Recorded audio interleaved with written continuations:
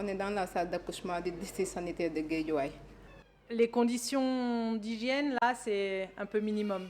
Ouais, c'est ça, c'est le strict minimum, exactement, c'est le strict minimum. Bon, vous voyez que, par exemple, quand on dit que pour accueillir un nouveau-né, il faut au moins 5 enveloppes bien stérilisées et tout ça, vous voyez.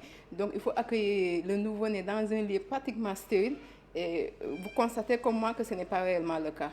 Donc, là, c'est quoi? Juste un lit? Ouais, c'est juste un lit. Bon, peut-être aussi dans le cadre du projet NAFI, ce qui est important aussi, on a un kit d'accouchement qui accompagne le nouveau-né. Donc déjà, il y a des enveloppes stériles pour envelopper le nouveau-né. Donc c'est aussi apporter un plus par rapport à la façon de recevoir les nouveau-nés.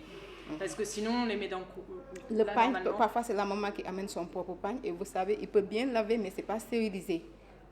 Donc ça explique aussi qu'on donne les antibiotiques en prévention. Exactement, c'est pour cela. Vous savez, dans ces pays sous-développés, c'est pas, par exemple dans les pays du Nord où peut-être il y a tous les moyens qui sont là, bien requis pour accueillir le nouveau-né. Donc c'est ce qui fait que parfois les sages-femmes, par mesure de précaution, de mettre l'enfant sous antibiotiques pour pallier à toute infection.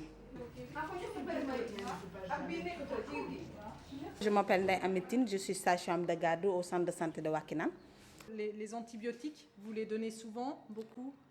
Ça dépend. Si l'enfant court un quelconque risque d'infection, on donne des antibiotiques. Donc assez souvent, en fait? Assez souvent. C'est un peu par précaution? Si, pour une précaution, en cas de précaution, pour une meilleure prise en charge, quoi. Donc ça fait partie des pratiques que vous évaluez dans l'étude aussi? Oui, parfaitement, parce que vous savez, avant, comme elle l'a dit, elles font, quand il y a une rupture prématurée des membranes de plus de 12 heures ou plus, on met souvent la maman sous antibiothérapie et l'enfant systématiquement à la naissance. Mais dans le cadre du projet NAFI, ça a un peu changé les habitudes, parce qu'on a dit de faire d'abord le prélèvement, même si elle doit faire l'antibiothérapie, de faire d'abord les prélèvements, on envoie après ça, et après, avec les résultats, on peut changer la prescription ou tout ça, on peut améliorer la prescription. C'est ça, au fait, l'objectif de l'étude, c'est pour changer un peu les meilleures pratiques. Parce que comme tout à l'heure l'a expliqué, il y a souvent des antibiotiques à l'œuvre qui parfois ne sont pas nécessaires. Mais c'est souvent aussi dû à nos conditions. Par exemple, les enfants qui sont à domicile ou bien dans les conditions de nos salles d'accouchement qui ne sont pas toujours ce qu'ils sont. Donc on est obligé parfois de mettre l'enfant sous antibiothérapie pour éviter toute infection, toute risque d'infection. Mais le mieux, c'est de faire d'abord les prélèvements. Parce que quand tu mets l'antibiotique et de faire les prélèvements, ça va te créer quelques problèmes. L'essentiel, c'est de prendre en charge le nouveau-né, quoi. C'est notre objectif.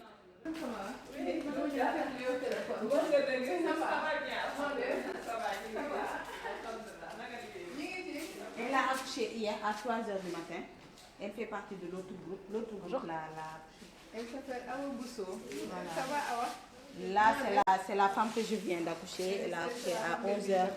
Donc tous les deux s'appelle Amissa.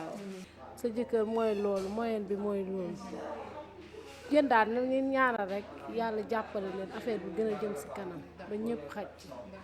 Donc elle a participé à l'étude surtout parce qu'elle y voit un grand intérêt de la prise en charge et d'elle et de l'enfant. Parce qu'elle dit qu'elle a eu 3 enfants, mais avec les 3 ans, elle n'a jamais fait de bilan prénatal par manque de moyens parce que son mari n'a pas les moyens. Donc le projet lui a apporté qu'elle a pu faire toutes les analyses complémentaires, tout le bilan prénatal. Donc déjà ça, c'est un plus. Et en plus, il y a encore le suivi de son enfant. Après voilà. par yenn saa ma am yóbbu leen par yenn saa ma téye leen rek ba ñu tane. Donc elle dit que parfois elle n'avait même pas les moyens de prendre en charge ses enfants. Elle achète aussi quelquefois au marché noir aussi, c'est moins cher. yenn saa yi doo jënd ci boutique bi yooyu noonu ndax ñàkk moyen. waaw ci maire yi jaay fii jënd fa par 20 francs nga jënd. C'est ça. Elle dit qu'elle achète à la boutique ou bien avec les marchands ambulants qui passent là, les médicaments. Parce que par manque de moyens, elle ne peut pas aller faire une consultation normale et acheter à l'officine. Et ça, c'est un problème, les marchands ambulants, on ne sait pas trop ce qu'ils vendent. Parfaitement. C'est un grand problème parce que les médicaments ne sont pas contrôlés. Les dates de péremption, parfois, c'est dépassé depuis des années. Donc ça, c'est un gros problème ici au Sénégal. Ça peut être aussi une source de résistance après. Parfaitement, ça peut être une source de résistance aux antibiotiques et tout ça, parce que arrive où l'enfant devait prendre normalement les antibiotiques, ces antibiotiques n'ont plus d'effet sur lui parce qu'il en a trop bu et n'importe comment, sans médication et sans prescription médicale. Donc vous voyez ce que ça fait. Et là, vous repartez avec le prélèvement? Oui, c'est le chauffeur qui amène ça, exactement. C'est le chauffeur qui va ramener le prélèvement là, au niveau de l'Institut Pasteur.